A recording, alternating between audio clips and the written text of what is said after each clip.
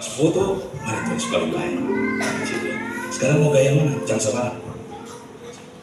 Artinya kasih ingat tuh, supaya jangan hidup jangan sabaran. Hidup sesuai dengan firman Allah. Setuju, katakan amin. Amin. Dan ini juga yang terjadi bagi seorang tokoh yang namanya Daniel. Dia hidup juga tidak sembarangan. Karena dia dipanggil dan dipersiapkan dan berasal dari suku Yehuda. Dan dia salah satu pemuda yang dibawa ke Babel atas perintah Raja Nebukadnezar, yang waktu itu memang perang melawan Yoyakim Raja Yehuda.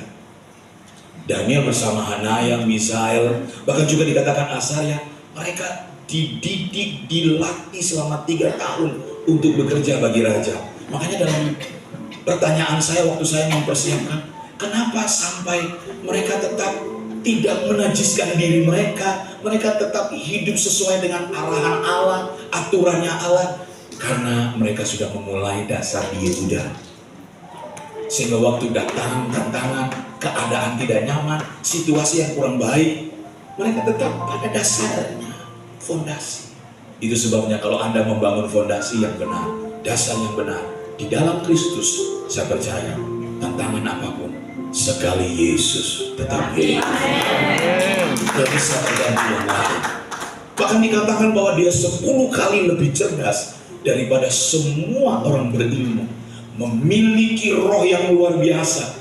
Kecerdasan Daniel dikatakan melebihi 120 wakil raja dan juga pejabat tinggi lainnya. Dia mendapatkan rahasia-rahasia ilahi yang datang dari Allah melalui mimpi. Bahkan juga dia dikasihi dan diberkati oleh Tuhan. Di dalam Daniel pasal 6, Bapak Ibu lihat bersama-sama, ada satu ayat firman Tuhan yang sangat jelas di sana, dikatakan ayat yang kelima. Dikatakan, kemudian para pejabat tinggi dan wakil raja itu mencari alasan dakwaan terhadap Daniel dalam hal pemerintahan. Tetapi mereka tidak mendapat alasan apapun atau sesuatu kesalahan, sebab ia setia dan tidak didapati sesuatu kelalaian atau sesuatu kesalahan daripadanya. Tahukah saudara, salah satu ciri orang-orang yang berhasil, orang-orang yang sukses dalam hidup ini, karena mereka punya keberanian. Daniel punya keberanian, tapi Daniel juga berjalan di dalam tuntunan Tuhan. Bapak Ibu punya keberanian, silakan. Tapi ingat, jangan pernah melupakan Tuhan dalam hidup ini untuk diandalkan. Dan ternyata di dalam kepemimpinan Raja Darius di usianya yang ke-62 tahun ini, ternyata ada konflik di dalam, ada persoalan di dalam, ada masalah di dalam. Ada timbul iri hati, ada timbul kecemburuan. Jadi yang namanya iri hati, kecemburuan, itu selalu ada dalam area pelayanan, pekerjaan, usaha, di mana saja, keluarga pun ada. Dan ini bukan hal yang baru. Sangat jelas dalam kepemimpinan Raja Darius. Dia mempersiapkan seorang Daniel yang cerdas, yang pintar, yang juga berilmu luar biasa dan dipenuhi roh Allah. Ternyata ada kecemburuan dari pejabat tinggi dan wakil raja saat itu, karena dia dipersiapkan untuk ekspansi, mengelola yang lebih besar lagi. Dan mereka mencari-cari alasan untuk mau menjatuhkan, untuk mau membuat banyak hal terjadi bagi Daniel. Next, multi. Mereka cari alasan, mau menggeser kedudukannya, dan banyak hal yang terjadi. Dan mereka temukan ada satu hal, walaupun dalam pemerintahan, dalam pembacaan tadi kita bersama-sama, dia setia, dia melakukan. Kadang kalau kecurangan terjadi bagi Bapak Ibu langsung down, betul? Bapak Ibu langsung berubah sikap. Yang tadinya seperti ini dan biasa dilakukan, semua jadi berubah karena faktor terpengaruh. Tapi Daniel, dia tetap melakukan apa yang harus dia lakukan. Setia terus di pemerintah. Dan waktu pejabat tinggi dan para wakil raja itu melihat, oh ternyata kita nggak temukan dari sisi pemerintahan. Mereka teringat, ada satu hal yang sangat penting buat Daniel, yaitu soal ibadahnya. Dan sangat jelas Bapak Ibu yang dikasihi Tuhan, di dalam firman Tuhan pada pasalnya yang ke-6 ayat yang ke-6, maka berkatalah orang-orang itu, kita tidak akan mendapat suatu alasan dakwaan terhadap Daniel kecuali dalam hal ibadahnya kepada Allahnya. Saudara lihat kalimat dalam hal ibadahnya. Ternyata ibadah itu untuk Daniel penting. Ternyata prioritas utama Daniel adalah membangun hubungan dengan Allah. Ternyata rahasia roh yang luar biasa, cerdas, itu datang dari persekutuan atau hubungannya dengan Tuhan. Ternyata dia menerima rahasia-rahasia Allah itu datang karena beribadah. Hari ini Bapak Ibu yang dikasihi Tuhan, saya jaminkan di rumah Tuhan ini waktu engkau masuk dan engkau datang menari bersuka cita, oh Tuhan disenangkan. Biarlah manis Tuhan mendengar, dan saya percaya saudara datang tidak ada pernah kata rugi. Amin. Saudara datang tidak ada pernah kata sia-sia untuk berjumpa, bertemu, bersekutu dengan Tuhan. Karena orang yang bersekutu dengan Tuhan pasti dilindungi Tuhan. Karena orang yang bersekutu dengan Tuhan pasti dipelihara Tuhan. Dan selalu saya katakan kepada jemaat waktu juga melayani dimanapun, hal yang paling luar biasa, mujizat yang paling terbesar, waktu bangun pagi saudara dan saya masih hidup, itu bukti pemeliharaan Allah atas kita. Amin. Sama dengan Daniel. Dan waktu mereka cari alasan lewat ibadah, Daniel tidak mogok kerja. Next. Daniel tidak mogok kerja, Daniel tidak bela diri. Raja Darius tolong saya mendengar seperti ini. Kenapa? Dia bisa lobby saudara. Karena dia punya channel, dia punya link. Kenapa saya bilang itu? Karena Raja Darius sedang mempersiapkan dia, otomatis bisa dipakai. Tapi Daniel tidak membuat juga pembelaan diri. Daniel juga tidak mogok kerja. Daniel juga tidak mendemo pemerintahan Raja Darius, tidak ada. Yang Daniel lakukan adalah, bahasa Ibrani berkata, dia beriadah. Apa itu beriadah, saudara? Salah satu bagian dari kata praise atau worship. Iada itu dalam bahasa Inggris give thanks. Thanksgiving artinya Daniel mengucap syukur. Ini tekanan. Ini ada ancaman besar sedang diperhadapkan oleh Daniel. Tapi Daniel selalu bersyukur. Dia berdoa. Saya memberitahu Bapak Ibu, rahasia dalam ucapan syukur akan mendatangkan kekuatan bagi saya dan saudara. Itu rahasia ucapan syukur. Dan Daniel, dia beriadah. Walaupun ada rancangan jahat di sana, walaupun ada aturan baru di sana, tapi Daniel tidak pusing dengan apa yang mereka buat. Daniel tetap melakukan 1 hari 3 kali. Dia datang menghadap Yerusalem dan berdoa, berseru kepada Tuhan. Dia give thanks, dia thanksgiving, dia bersyukur kepada Tuhan.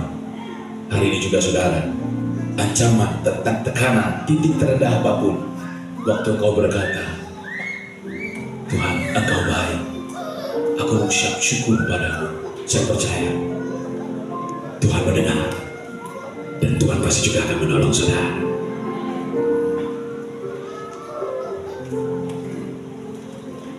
Hari ini saudara Bapak Ibu yang dikasihi Tuhan, engkau sedang dipanggil untuk menjadi penyembah-penyembah yang setia. Terkadang orang hanya bisa memuji Tuhan waktu kenaikan pangkat, waktu bisnisnya diberkati, waktu usahanya makin maju. Doain Pak Pendeta, silakan. Tapi saya mau beritahu, waktu mungkin juga lagi anjlok, mungkin juga memulai. Hari ini ada berita baik buat saudara.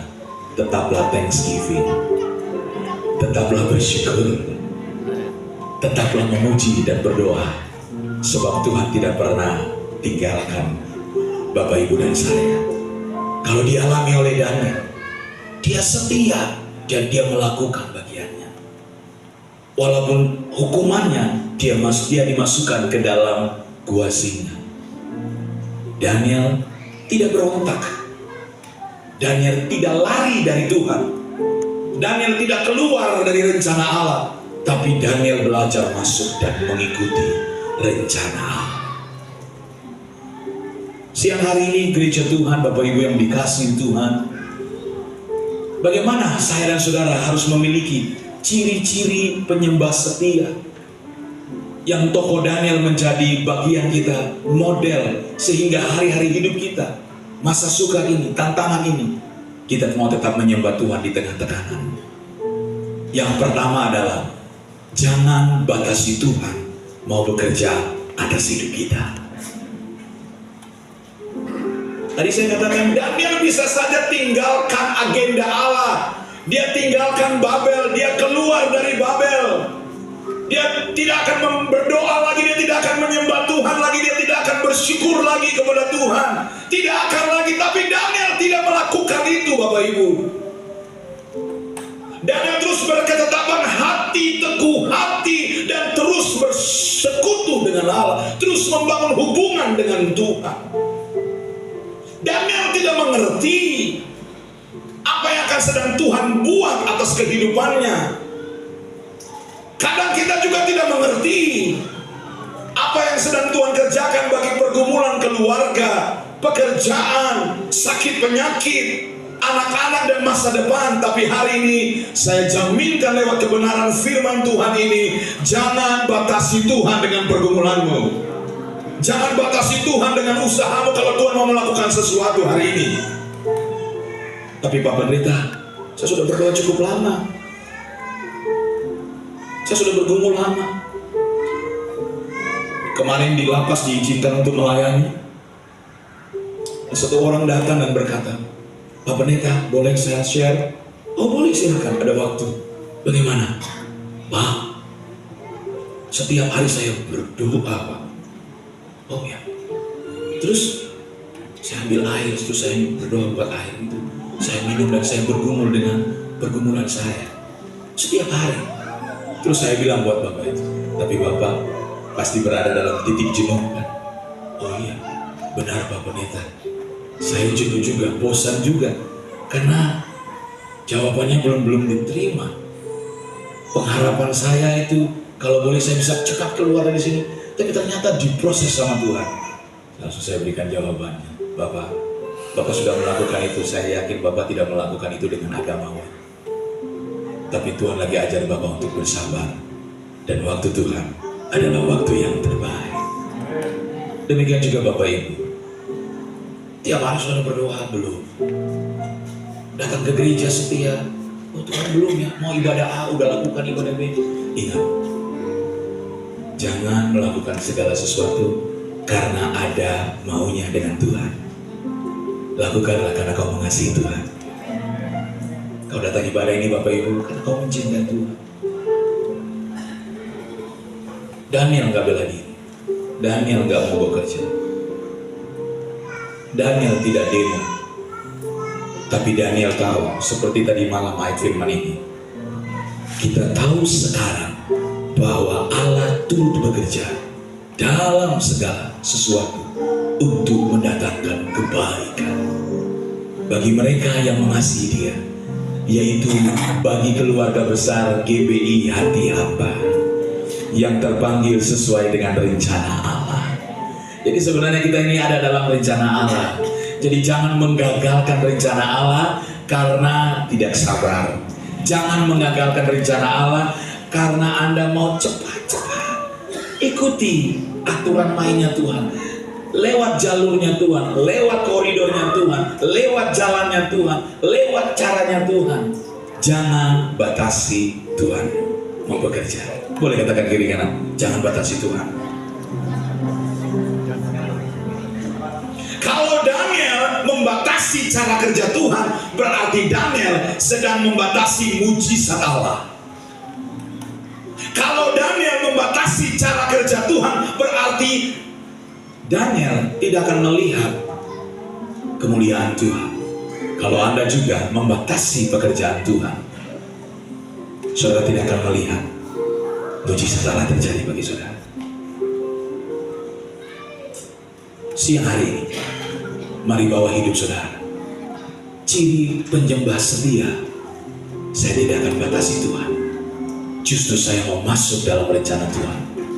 Karena di dalam rencana Tuhan akan membuat saya kuat dan terus teguh di dalam Tuhan. Yang kedua, bukan cuma membatasi, tidak membatasi Tuhan bekerja. Berjalanlah dalam kemustahilan. Daniel berjalan dalam kemustahilan. Walaupun dia dimasukkan ke dalam gua singa, tapi singa tidak datang menerkam dia. Ada mujizat di sana. Ada pertolongan Allah di sana. Sampai-sampai raja juga kaget melihat apa yang terjadi. Pagi-pagi dia datang dan dia melihat, sungguh tidak ada satu luka apapun. Semua bersih. Daniel berjalan dalam kemustahilan. Bapak Ibu mau berjalan dalam kemustahilan? Mungkin dunia bilang gak bisa. Mungkin tetangga bilang gak bisa. Teman bisnis bilang gak bisa. Susah sekarang. Tapi bagi Tuhan, Tuhan bilang bisa. Amin. Jangan hidup atas perkataan orang, hiduplah atas perkataan Tuhan. Amin. Seandainya Daniel hidup atas perkataan orang, pasti Daniel tidak akan melihat cara Tuhan. Tapi Daniel terus masuk terus dan berjalan dalam kemustahilan. Tadi saya kasih kesaksian tentang keluarga kami. Anak saya yang pertama, ya, karena menikah tanggal 7 bulan 7 2007, jadi 777. Luar biasa. Ini kesaksian yang kedua. Tadi yang pertama, di ibadah pertama itu anak saya Melody. Yang kedua ini, anak perempuan saya sudah lahir bertepatan dengan ulang tahun saya, 21 Desember. Dia bertumbuh luar biasa. Perjalanan terus mewarnai kehidupan kami. Saya bilang, Tuhan, ini Tuhan sudah memberikan mujizat. Karena waktu itu dokter bilang istri saya sudah tidak bisa hamil. Tapi puji Tuhan, istri saya hamil dan saya punya anak. Tapi Tuhan izinkanlah, kalau boleh Tuhan, saya mau berjalan dalam kemustahilan. Berikan saya anak laki-laki kah? Bolehlah perempuan, tapi ini harus bawa marga. Betul? Ya, orang timur kan mesti begitu. Karena tidak akan ada orang datang dan orang tanya kepada Bapak Kepala atau Bapak Ibu, apa kabar? Ada tanah berapa? Tidak ada. Ketemu, halo, mobil berapa? Datang, kecil berapa? Setuju? Iya. Tidak ada toko berapa? Tidak ada orang yang tanya toko berapa. Kecil sekarang seberapa? Lama tidak jumpa. Bro, ses kecil berapa? Kecil 2, sekarang 1. Sekarang beta sudah cece. Jangan sabar. Begitu. Kembali lagi, saya bilang Tuhan, bahwa saya berjalan dalam kemustahilan. Saya rindu punya anak laki-laki. Tuhan kasih kan? Puji Tuhan, kami pelayanan diundang di Makassar.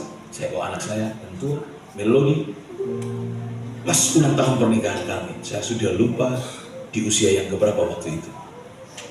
Tapi saya dengan anak saya terus kami tahu di tempat kandungan istri saya. Tuhan, berikan saya anak laki-laki kan. Kalau Tuhan sudah tunjukkan mujizat yang pertama, Tuhan yang sama juga masih sama. Kasih tunjuk mujizat yang kedua. Saudara, pulang dari Makassar, istri saya hamil. Itu 8 tahun baru nanti dapat anak yang kedua. Jadi berbahagialah saudara yang anak sudah kuliah. Saya ini baru mulai. Tapi tetap Thanksgiving saja. Ya ada saja. Karena cerita hidup kita tuh beda-beda. Nggak bisa sama. Oh, saya mau sama dengan Pak Gembala. Oh, saya mau sama dengan Ibu Pendeta. Oh, saya mau sama dengan Bapak. Nggak bisa.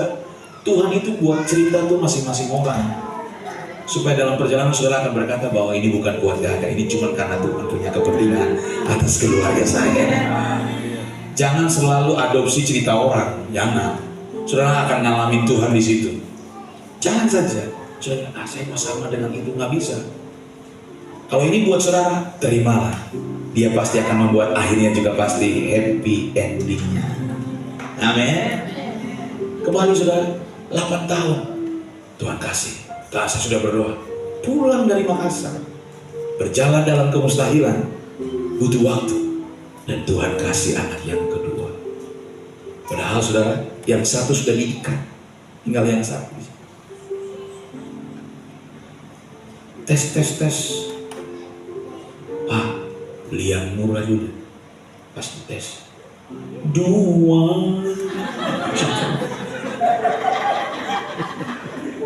Saya beli murah, Pak Gembala. Masih ragu lah, oh Tuhan. Ini jam sabaran. Saya beli yang mahal. Besoknya tes lagi. Puji Tuhan, 2. Dan waktu berjalan. Ngecek terus, cari saudara. Dok, coba kasih ini. Saya tiap hari berdoa bergumul saudara. Teman-teman tanya begini, udah. Saya mau berjalan dalam hukum. Coba. Tuhan kasih satu pas. Jadi yang satu melodi, yang satu harmoni. Setelah itu langsung ikat, sudah tidak lagi. Banyak yang bilang, Bapak hati-hati, Rita bisa datang, Bini bisa datang. Sudah tidak. Dunia bilang tidak bisa, orang bilang tidak bisa, tetangga bilang tidak bisa, Yesus bilang bisa, firman-Nya bilang bisa buat saudara. Tergantung bukan tetangga, tergantung bukan teman, tergantung saudara dan Tuhan. Tergantung Daniel waktu itu dengan keputusannya, sehingga Daniel tidak salah memilih. Dia tetap berada pada panggilan, pada fokusnya untuk masuk dan berjalan dalam kemustahilan.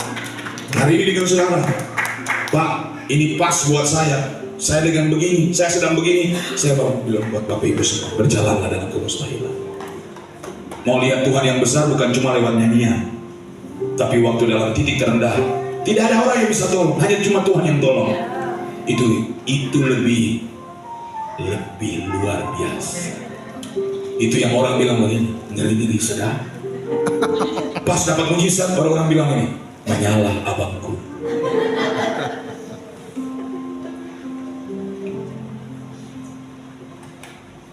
Yang ketiga, membangun kebiasaan yang benar. Pada ayatnya yang ke-11-12, demi didengar Daniel bahwa surat perintah itu telah dibuat, pergilah ia ke rumahnya. Dalam kamar atasnya ada tingkap-tingkap yang terbuka ke arah Yerusalem. 3 kali sehari ia berlutut, berdoa, serta memuji Allahnya, seperti yang biasa dilakukannya. Lalu orang-orang itu bergegas-gegas masuk dan mendapati Daniel sedang berdoa dan bermohon kepada Allahnya. Mereka datang dan mereka lihat Daniel sedang berdoa, sedang memohon. Sekali lagi ada kalimat seperti yang dilakukannya. Inilah yang membuat Allah tertarik. Inilah yang membuat Allah intervensi. Inilah yang membuat Allah datang menolongnya. Karena dimulai dari Daniel, dan Allah melakukan bagian Allah. Waktu Anda berdoa, waktu Anda melakukan bagian Anda, Bapak Ibu, Tuhan tidak tinggal diam. Sama seperti Daniel pun, singa datang mencoba untuk menerkam, tidak bisa. Itu bagian Tuhan. Bagian Daniel berdoa. Dia tidak bikin hal-hal yang seperti yang tadi saya katakan, pembelaan, tetapi Allah menyertai dia. Bagaimana kehidupan doa Bapak Ibu di rumah? Jangan jadikan doa sebagai alat pelapor. Tuhan terima kasih sudah bangun. Amin. Aduh, bahaya. Ini kapasitas cuma 1 giga. Bahaya. Tuhan terima kasih sudah. Bangun pagi-pagi Bapak Ibu jam 5. Mari suami istri berdoa memuji Tuhan. Kalau jam 6 sudah tidak bisa berdoa, apalagi mau masuk 6:30, Bapak datang, siap air panas sudah, tidak bisa berdoa. Belum anak-anak lagi, Ma baju mana, Pak baju mana, dan sebagainya. Penting untuk Bapak Ibu dan saya membangun hubungan dengan Tuhan. Karena jawaban dari seorang Daniel ditolong waktu dia masuk dalam kemustahilan cuma satu ini. Dia terkonek terus dengan Tuhan, dia terhubung dengan Tuhan. Dan orang-orang yang terhubung dengan Tuhan, Tuhan tidak akan biarkan dia berjalan sendiri. Percayakah saudara? Amin. Dia akan pimpin saudara. Mari selalu melakukan kebiasaan yang benar seperti yang dilakukannya. Dia berdoa memuji Tuhan. Jadikan itu doa worship lifestyle, gaya hidup. Ini penting buat saya dan saudara. Mau di pesawat, mau di kapal, mau di kamar, mau di mana saja. Penyembahan saudara tidak dibatasi oleh keadaan atau situasi. Mungkin saudara akan berkata begini saja, Tuhan Yesus engkau baik. Itu pujian loh, nggak bentuk vokalisi. Sebab Tuhan baik, bahwasanya untuk selamanya kasih setianya. Nah itu bentuk vokalisi. Tapi waktu saudara tiba di rumah, saudara baru dari Larat, saudara mungkin juga dari Lembatan, dan baru tiba, terima kasih Tuhan engkau baik. Itu pujian.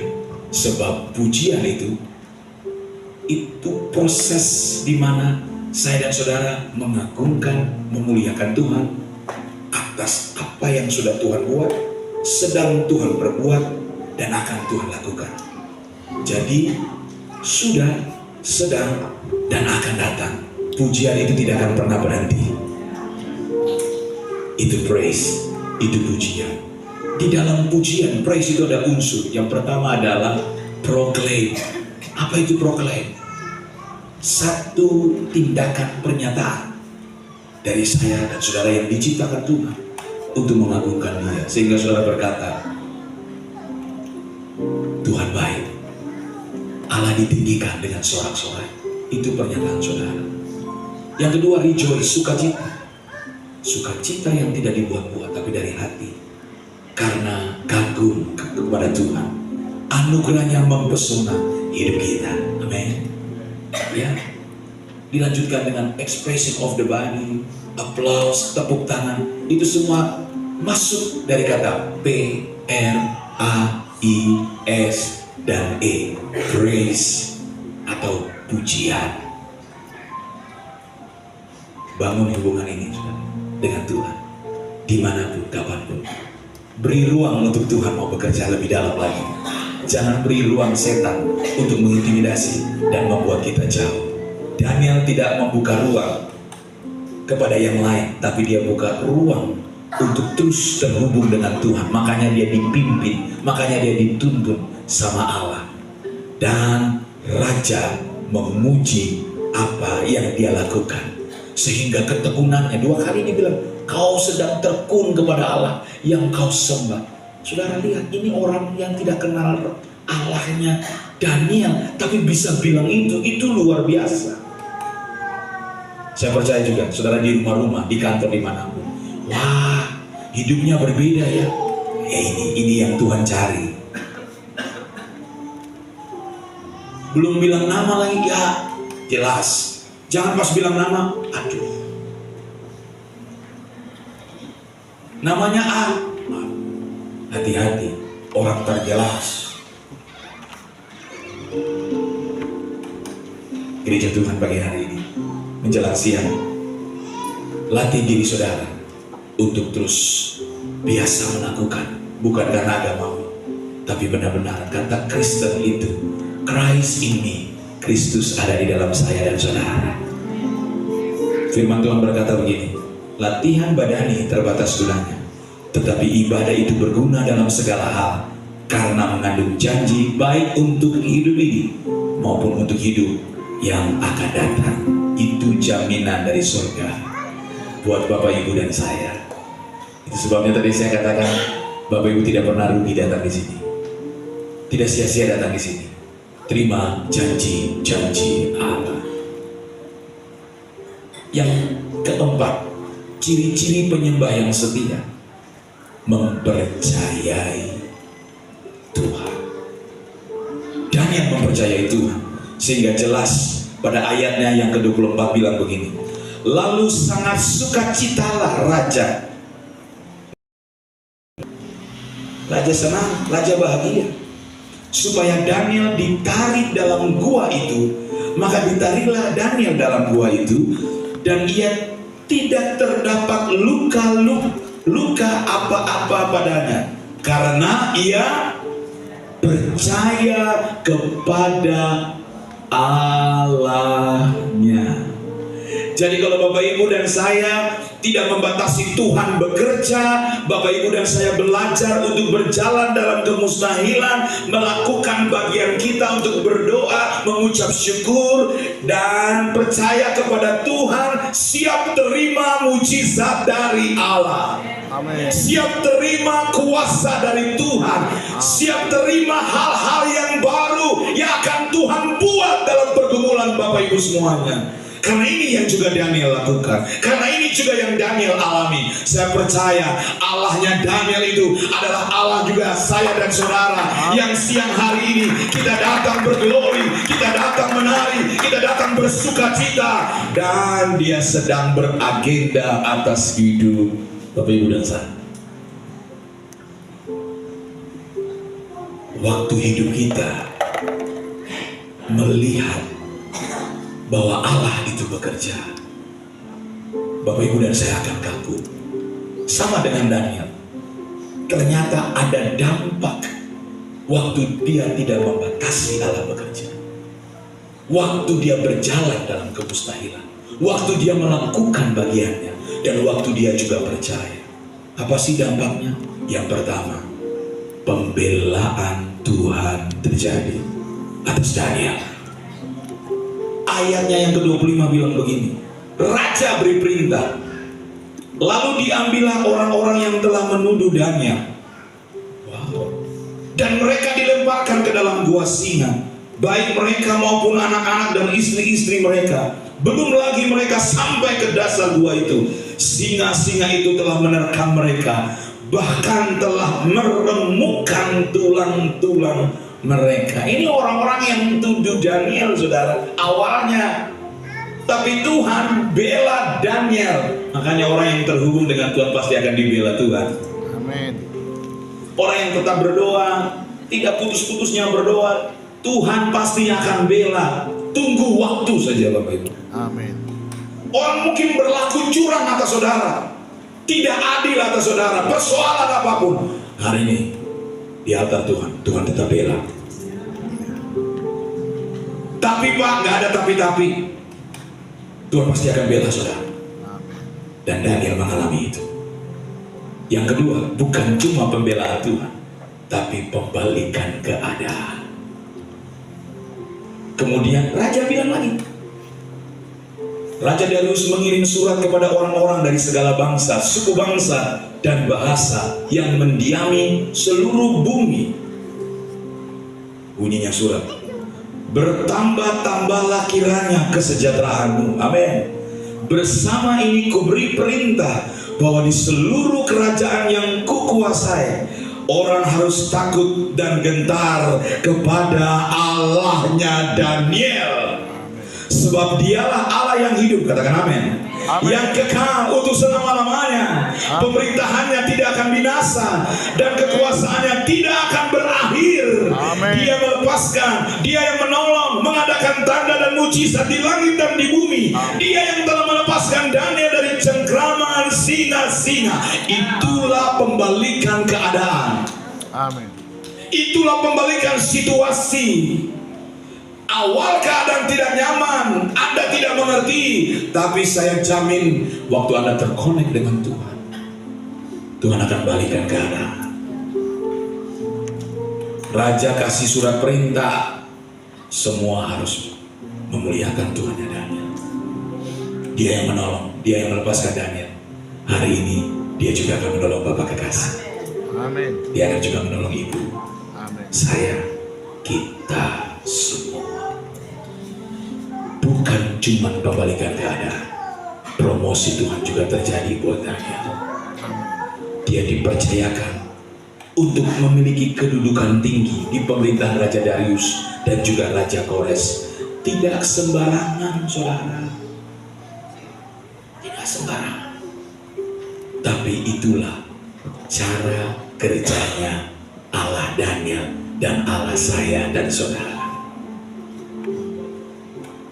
Kita nggak ngerti ini hari ini. Jalan Tuhan tidak terselami. Tapi orang yang tetap berdoa dan tetap membangun hubungan, dia pasti akan mengerti maksud dan rencana Tuhan dalam hidup ini. Bapak Ibu jemaat Tuhan, mari jadilah penyembah sejati. Di saat bukan cuma happy, senang, atau hal-hal yang baik saja, tapi di saat yang buruk pun, tekanan pun, titik terendah pun, gak nyaman pun, tetaplah menjadi penyembah yang setia.